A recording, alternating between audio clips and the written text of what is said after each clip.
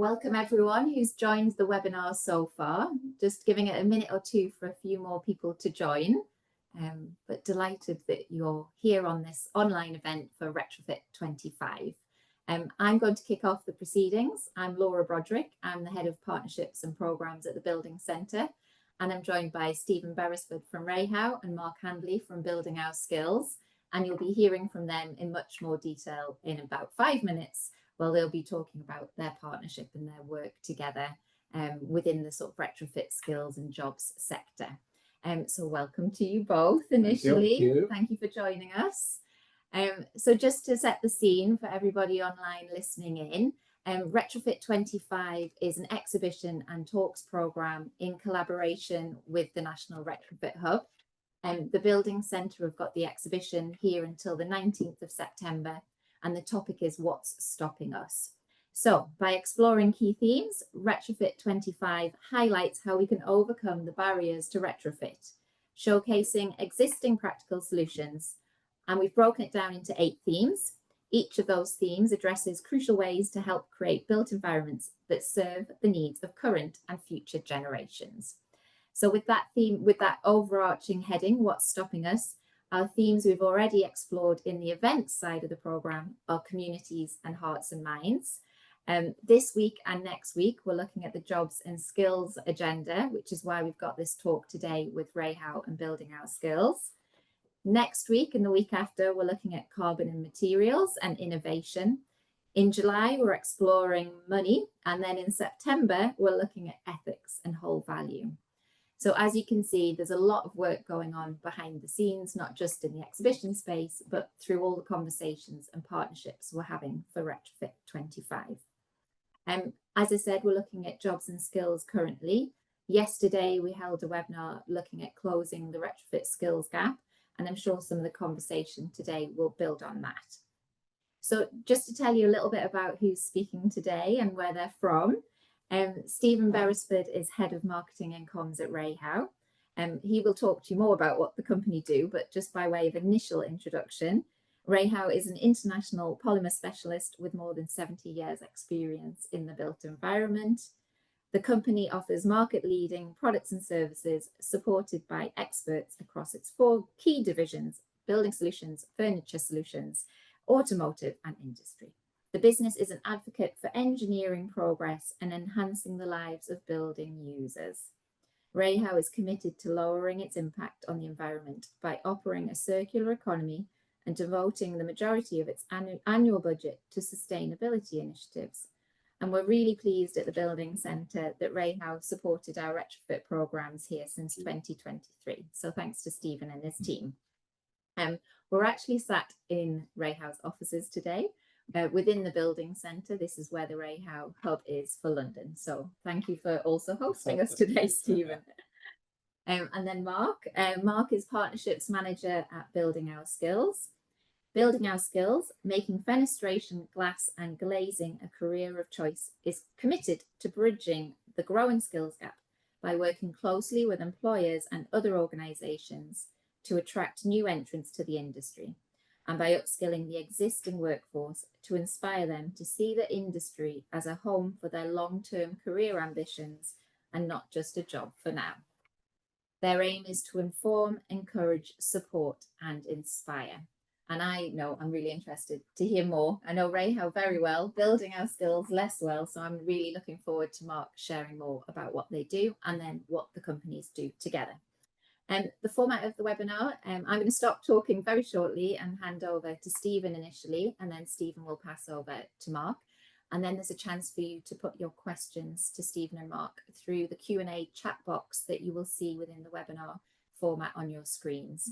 I will put questions to them together by way of conversation at the end of their initial kind of introductions and presentations. So do keep those in mind as Stephen and Mark are talking. And yeah, thank you for attending today. I'm going to stop screen sharing and pass over to you. Thank you, Laura, and welcome to everybody for joining us, and thank you for spending some time to hear what we've got to say this afternoon.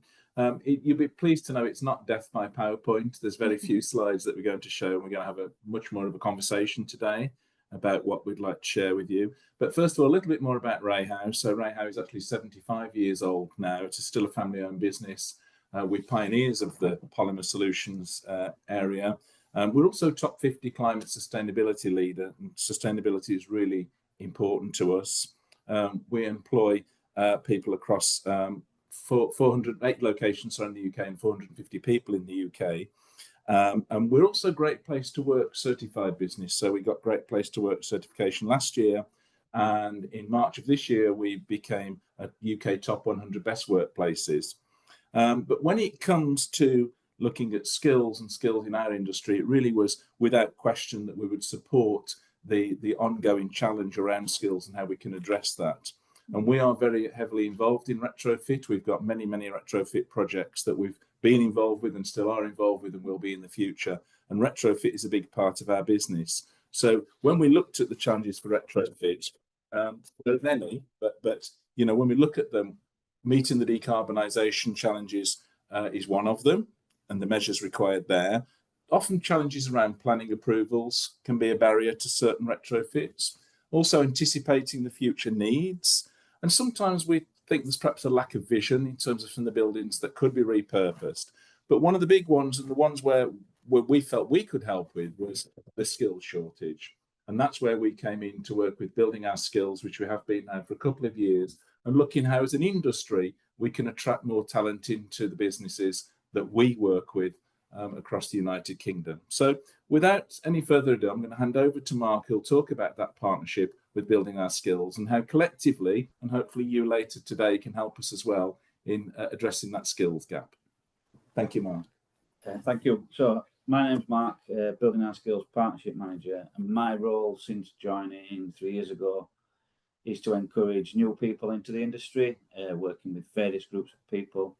Work with education, DWP, Ministry of Defence, Ministry of Justice, MENCAP and the neurodiverse community, and various other groups that are out there. As everybody says, it's a skills gap. There's a huge gap, but it's a shortage of people. The industry has the skills. We just need to cascade them down to new entrants coming into the industry. And as a rule, you know, we're trying to build the workforce of tomorrow. By speaking to these people, we need the industry to get behind us, as Rehau have. We need partners and supporters to join us on this journey. It's a big step for us that Rehau joined. Like Stephen says, for over 2 years now, they've been a partner of ours in supporting what we do. We have the careers events. We have we do a lot of talking in schools. The main talking in schools is showcasing the job roles. There's over 18 career families, which I'll talk about shortly, and just short of 200 different roles. We have, last year we launched 2 pilot events, career festivals, that were a huge success. And we've got more coming this year, in next month in July. The first one being in West Yorkshire. Okay, thank you. Which we'll share with you now and go through that. So as you can see, it's 50 careers in one day.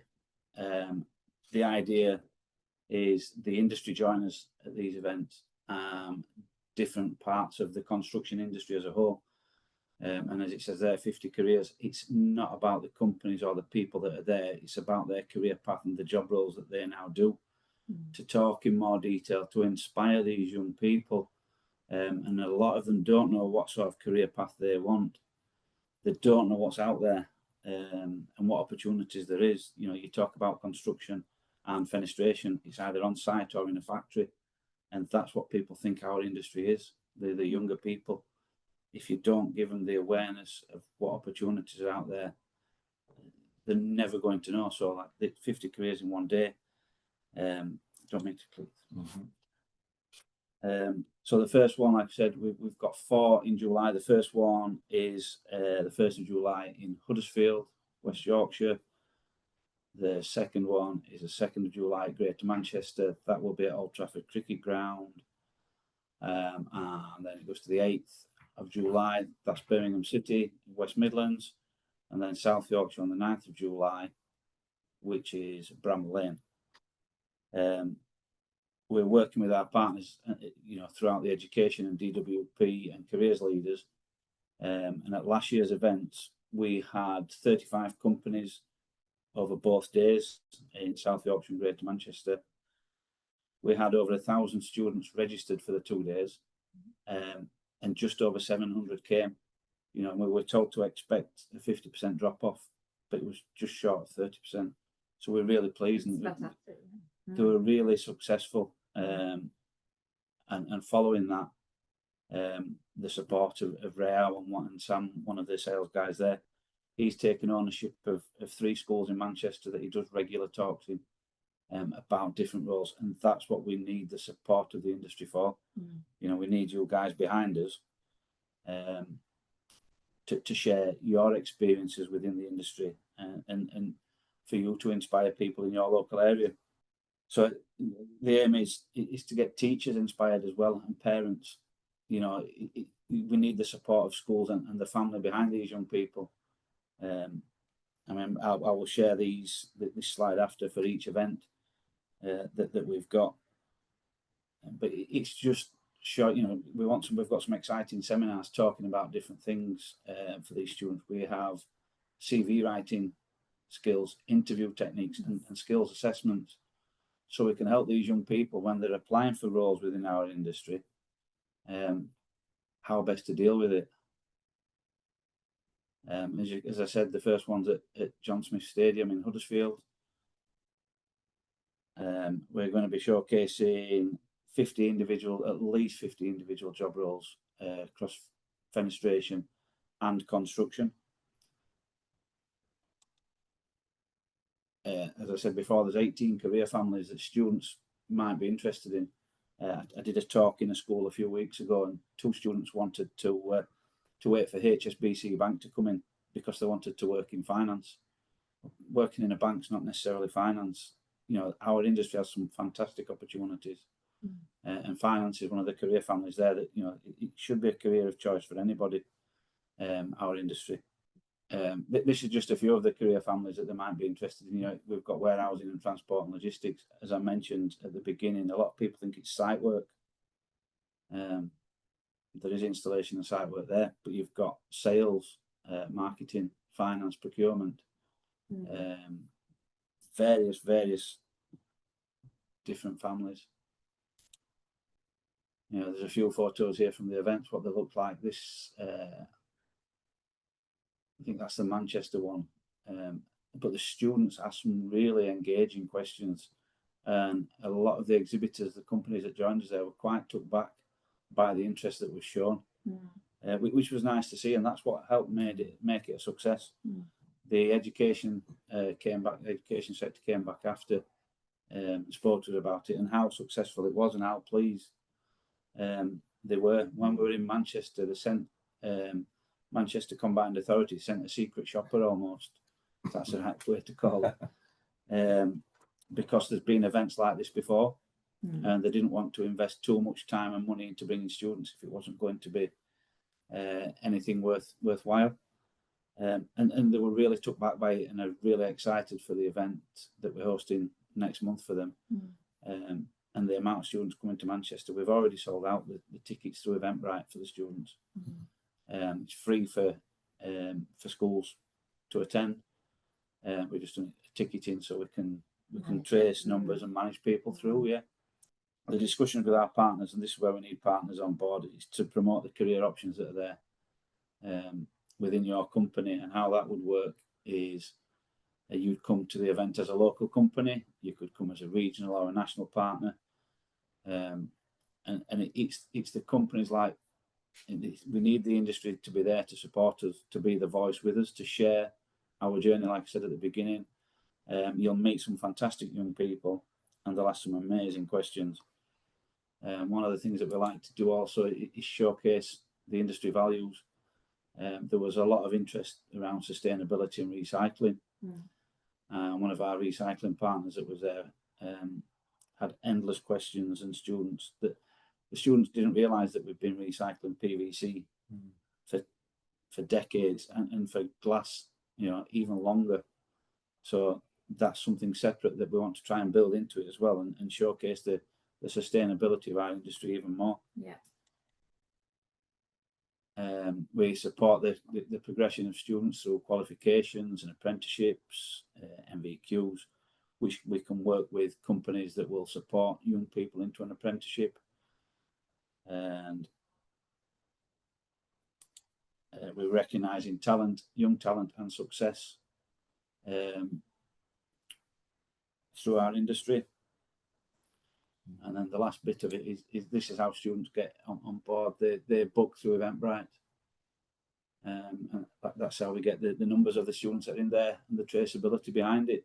And then the other thing that we do working with education is we help the local values. So if you, again, as a partner, we would come and speak in local schools with yourselves, local colleges, different groups of people, and we need you to open your doors so we can bring these young people in, give them like I said, we'll use finance again. They might be interested in finance, but what we do is a workplace safari, where we bring a group of students in.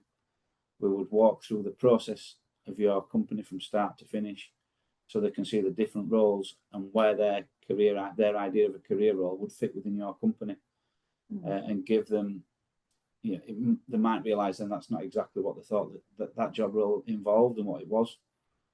But it helps them give an idea of what we do as an industry, what job roles are out there. And alternatively, join me in local schools and speak to the students about your career path and how it worked for you, how you got into the industry.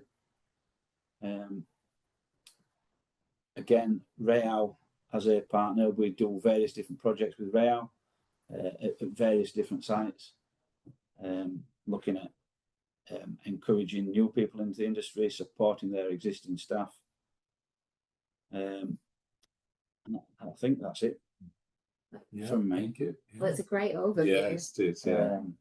Yeah, I think I've covered everything that we do as a company. My role is to support the industry, not-for-profit organisation. But it took me 18 months to build something with education before we could get in there, and 6 months after that before we could get the industry to be behind us and support what we're doing properly. Yeah. And it keeps growing from success to success. We also offer training.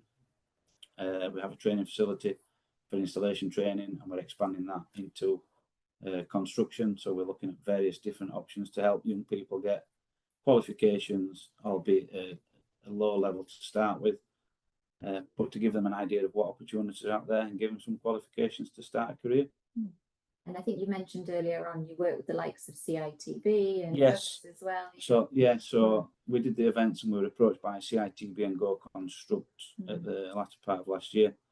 They liked the idea of our events, and asked if we could help them host something similar.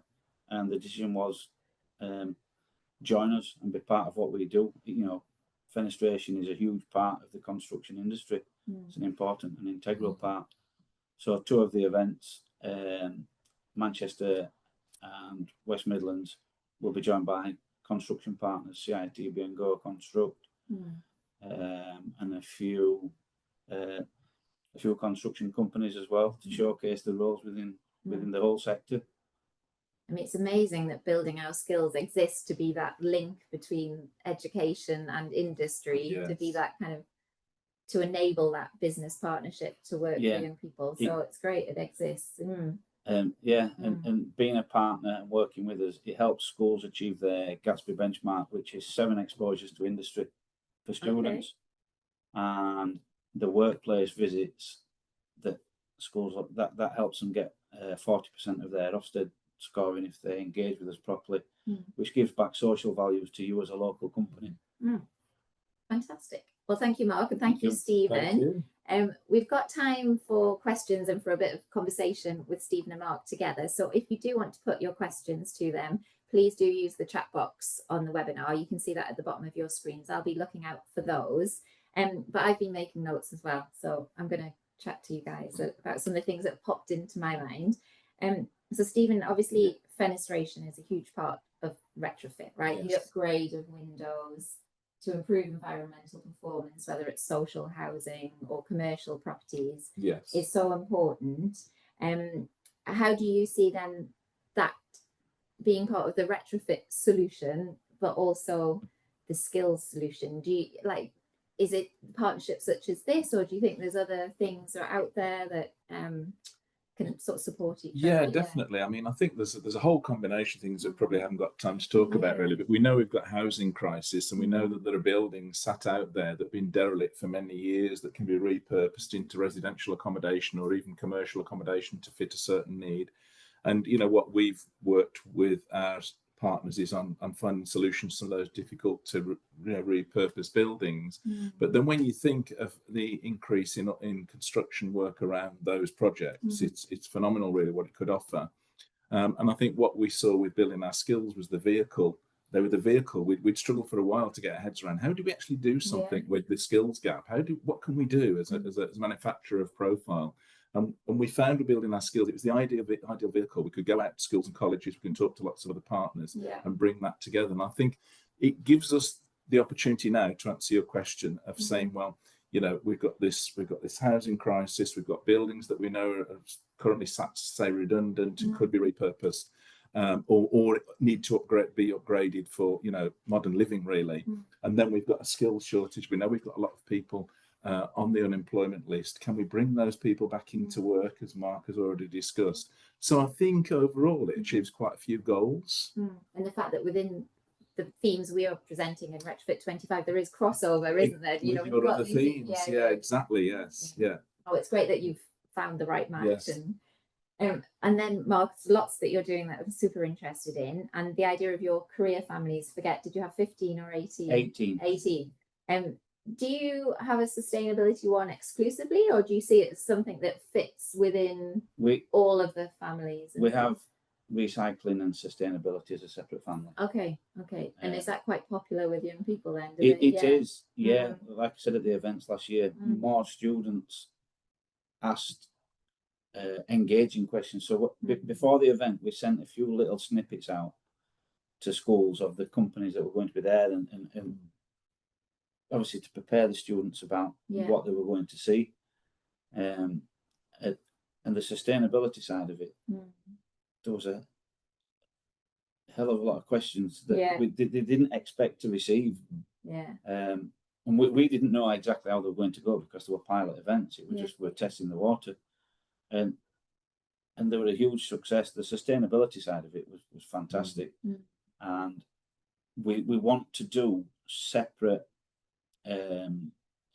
sort of events in schools behind this, and sustainability and recycling is one of them. Fire safety and flood protection is another one. Okay. I think if I could just dip in there as well. Yeah. We're talking to Building Our Skills at the moment about some recycling qualifications. So we have our recycling centre, which, as Mark said, recycles UPVC windows, old windows. And, you know, we struggle to find suitable qualifications pre-existing. So we're looking at, with Mark now, actually developing our own qualifications so that the colleagues that join us have actually got a planned future. There's some learning and development plan for them that would be accredited and qualified at the end of it. So we're working on that. It's quite a big program to pull together, but we are looking at that at the moment. Yeah. Well, that formality will hopefully attract more people. Like they want to know that they've got something to show to employers. I'm skilled. It showcases a career path of how you can progress and where you can go. Yes. And that's what we're trying to do with our career families. So we're building a portal on our website that's got these career families in. And then you can click into one of you click in sales and my face is there. And you'll hear my story of how I got into the industry, which and everybody's career path is different. But it's something. So the biggest battle initially was getting into schools, because you talk about windows and doors, and it's either in a factory making them or on site installing, and it's quite clearly not. That got into school. It was then getting it over to students. There is some exciting opportunities, and then the next battle was the parents. So how we've done it, when students take things away, there's a QR code. parents engaged, and we're getting a lot of questions, emails from Parents as well. coming back through our website asking questions About themselves as the adults, or for their for their young people, for their children. Mm. What opportunities can you help with an apprenticeship? We've got, you know, so it's really good that we've broke them barriers down. Do you feel there's an education piece for the careers advisors in schools as well around green skills, construction skills? Is that something? I know. Yes, it is, and we've like I said, we've started to break them barriers down with and give them a clearer understanding of what opportunities there are and how it works, and the fact that we're working with the likes of Rehau and the other partners, we build this career portal and this career path for everybody to see. And the education sector really behind what we're doing. Great. And because I imagine within some of your other career families around technology, I know it's not fenestration, but like heat pumps or etc. or other types of need for green industry improvements and more people to install those and know the technology of it. And, that's it. It's a growth of everything, and the more people we talk to, the more opportunities and job roles there are throughout.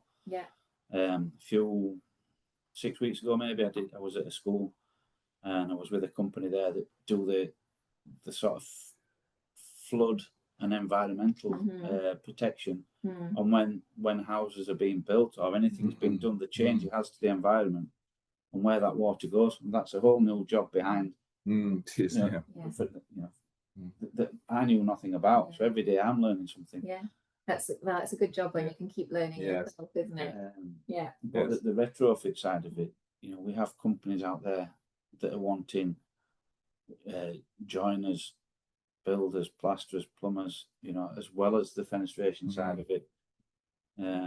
But people who understand the bigger picture of the upgrades that are needed, the building physics, how it works together, and if you're representing 50 careers in one day or different career families, you can probably be in a good position to showcase and a few questions coming in from my colleague actually. So he was asking, do you also target other sectors than just young people? Do you look, also not sectors, sorry, other groups? Like, long-term unemployed or so working with DWP, we've done a few events in local job centres to try and help there. So what tends to happen with the easier group that we got in to make sure things were doing it right was education, and we worked from years 9 to 12, so that's from 14 years to 18 years old. Then at DWP they've got groups of people 19 to 24 that don't seem to sit anywhere on the unemployed. Right. So we work with them as a group and try and give them additional academic skills, how a business works, how to communicate properly. And as daft as it seems, young people don't know how to write an email. And it's just giving them additional skills to understand how to write the CV. And the benefit of that is that they are older, so they've got a bit more understanding, a bit more life skills, hopefully.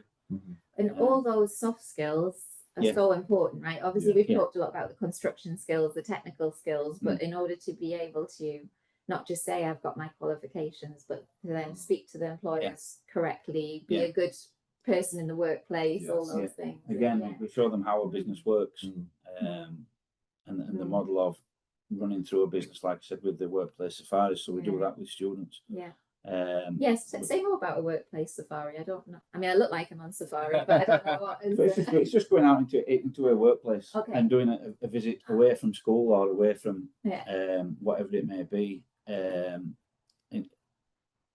So it's different to work experience. It's work experience. It's just between 2, 3, 4 hours away from their normal environment. And going and having to wonder, so this is where an order comes in, or this is the start of our business. It comes through customer service, it goes through this process, goes to the sales department to process it, finance to make sure it goes into the warehouse or the factory, then goes to transport or loading, and then so it just follows a full process through the system and gives people an understanding of and you talk to different people in the different positions throughout the company. Yeah, great. That sounds great. We had one, we were working with Rochdale College that we did, and that was to do with the viaduct project in Manchester. So they went to see an architect and then a structural engineer. Fantastic. And then an aluminium company, an extrusion, a fabricator, a glass company, and then to site. So they saw the whole system. The system, yeah. And on a live project, it must be so impactful for you, right? Actually, the Yeah. project being there, and yeah. Yeah. I mean, we work with absolutely anybody that comes to us, or we, you know, any group of people. Yeah, fantastic. I mean, the neurodiverse community. I've worked with MenCap on that, and there's 1.5 million people in this that are looking for help and support, and they get an internship, and what that means, they get supported to work, and they just need to learn slightly different. You know, they might have dyslexia or dyspraxia, and they get a work coach that comes in with them, and you get 8 weeks worth of. You don't have to pay them. They want to come in and get 8 weeks worth of work experience, and the work coach will show them how to learn that job role differently. Okay. And it's a great opportunity for people out there to work with them. And that's with MenCap together with you. Yeah. Okay.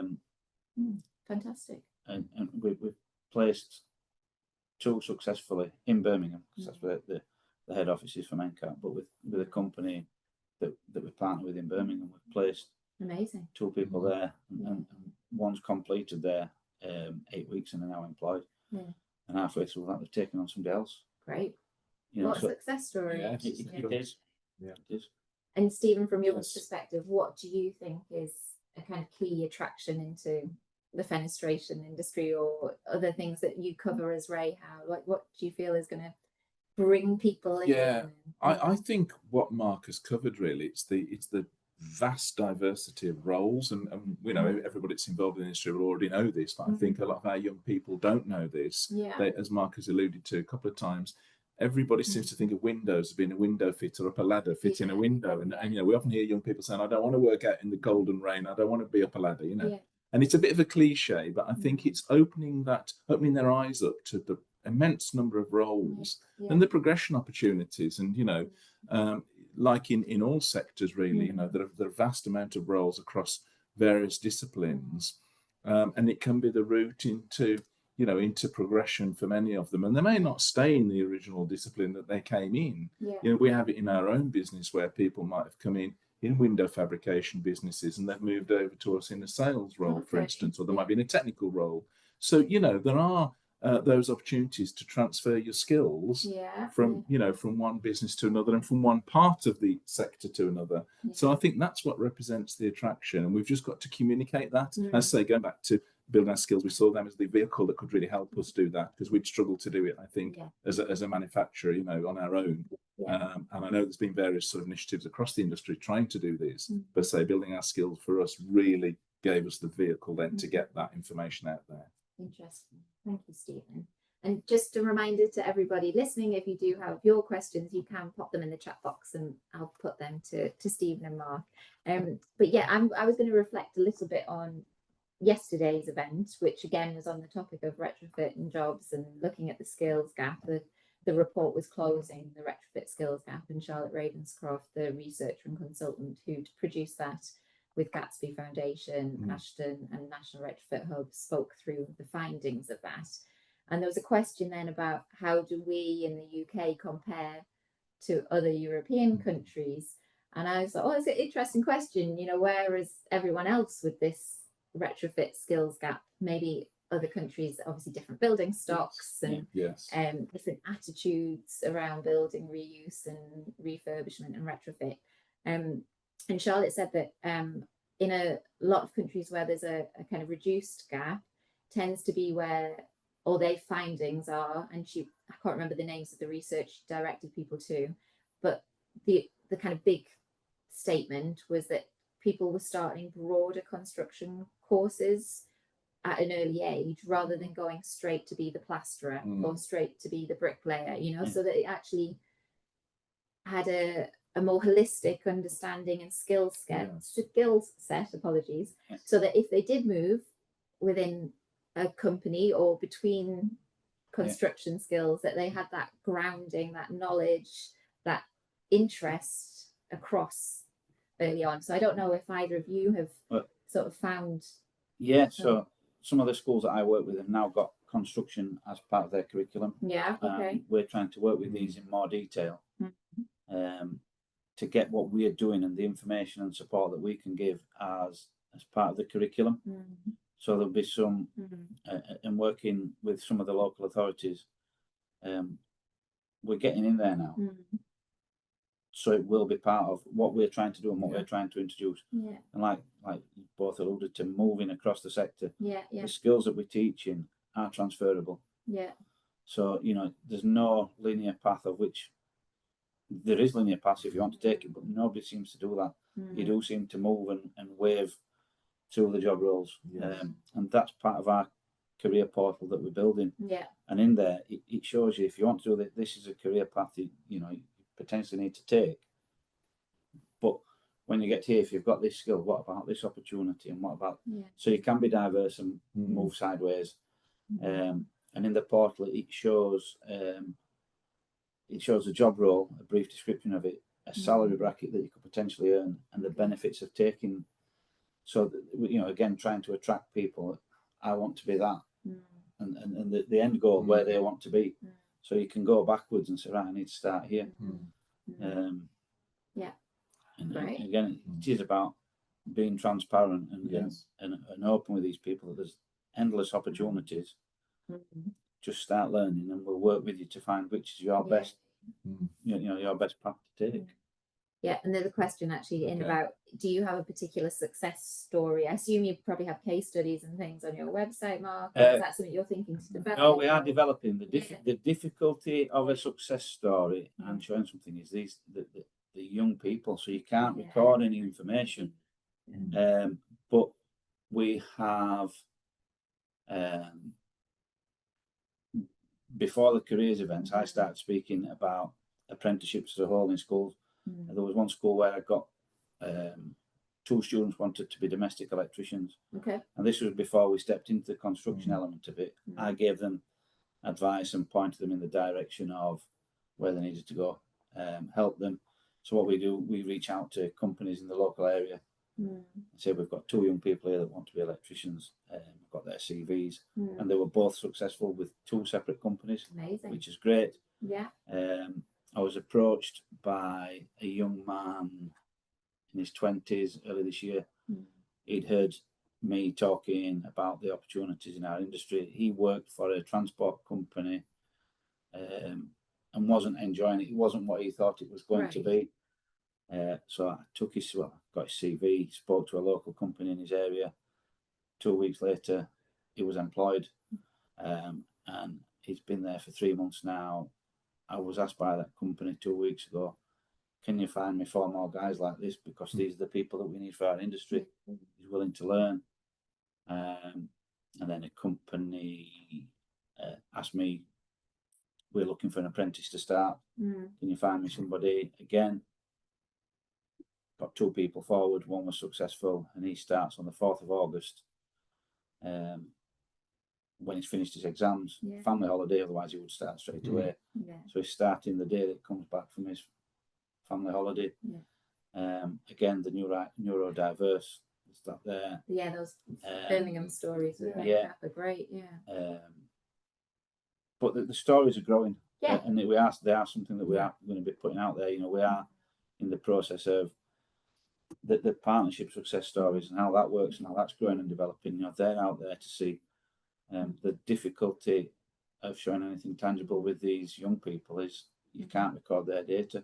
Unfortunately. But you can get a sort of sense and general feedback. And I mean, it's interesting. We had an architect presenting on the panel yesterday, and he was talking about this academy approach that they've set up as a business, the Ackroyd Lowry Academy it's called. And so they did it about the skills within their group of employees and things that they needed to all upskill on around green skills and retrofit, but also bringing young people in through apprenticeships. And one of them is now employed within the company. And that's great. you know, it's great, isn't it? That person who maybe couldn't go through a traditional architectural education route for whatever reasons, or chose not to, has found their path, has found their place. So I mean, it's really, I think for someone like me who works in a hub, the building centre, it's really nice to hear these stories from all our partners about what's happening out there, not just, you know, what we're showcasing in here. So you know, it's really good. We have more plans for different events as well for next year. We'll do the same for careers festivals again, pending their success, but we know they'll be all right. And then we're looking at doing more focused. So again, working with Rehau, we'll do a careers event at one of their facilities for the schools in their catchment area. I've got 3 more lined up in different areas throughout the country with different companies. And that's to help them focus, because they want to bring, they believe that bringing apprentices in and supporting the industry that way is the way of the future for them. But that will be open when we do it. It'll be education, and then sort of later in the afternoon that will go to the DWP and the group of unemployed there, and see what opportunities. And if we can offer support and training to these people to get a further qualification to help them progress through the industry, then that's great. Amazing. Well, we've only got a few minutes left, so we're going to just wrap up. Final question: what is the biggest learning from this partnership in terms of your perspective, Stephen, from Rehau, and then Mark, over to you, like it kind of working together? I think the biggest learning for us has been that, you know, the young people are so open to joining our industry, and we probably didn't realise that, you know. And I think, you know, we thought you get told off and everybody wants to be an influencer or a YouTuber or whatever, that all young people want to do that. And the truth is that's not reality, you know. And I think what we've learned is how open the young people are when we get into the right spaces to talk with them and to engage with them, and they really want to learn about our business. And we've seen, you know, young people join our business and grow through that. And I think that's been, for us, it's been one of the key learnings, that they are open to join the business. It's just how we communicate with them. I think how we, if you like, articulate their interest, which is what Building Our Skills have been very good at doing. And that for us has been, I think, the key outcome. Fantastic. And Mark, on the flip, I know you work with other partners. Exactly the flip of what Stephen's just said there. Without the support of the partners, we have nowhere to take these students on. You know, I can talk about the job roles all day. I can talk about the industry all day. They need to feel it. They need to see it. They need to be involved and be engaged with it. And it's great that Rehau have joined us like that, and the other partners. You know, we have 71 partners throughout the country, which is great. And they're all involved and engaged with what we're doing. And the more partners we have and that we can work with, the more opportunities there are for these younger people nationwide. And if people wanted to find out more, what's the best way, Mark? If you're on LinkedIn, you probably see me every day on LinkedIn with something, because my face is everywhere. I do apologise for that.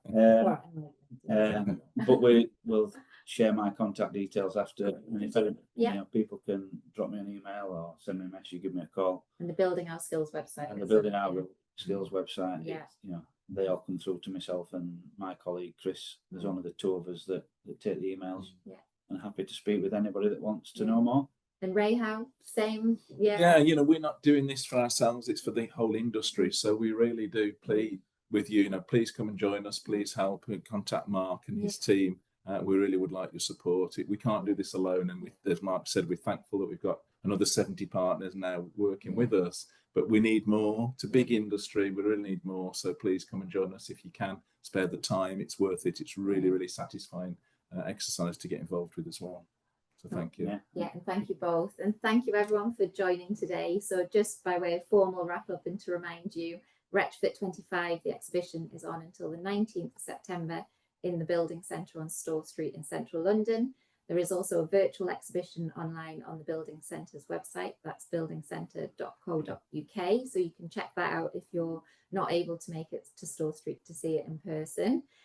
You can also book for other events through that webpage. We've got another webinar next Tuesday, which follows on with this retrofit and jobs and skills topic. So log in for that if you can. We've also got an in-person event tonight, this Wednesday, if you can make it that last minute, and next Wednesday looking at the topic of carbon and materials. So there's lots going on, so please do keep in touch, please do engage, and yeah, give us your feedback on how you've sort of found the retrofit program and what you're doing as well. So thanks everyone, and take care. Bye. Bye. Bye.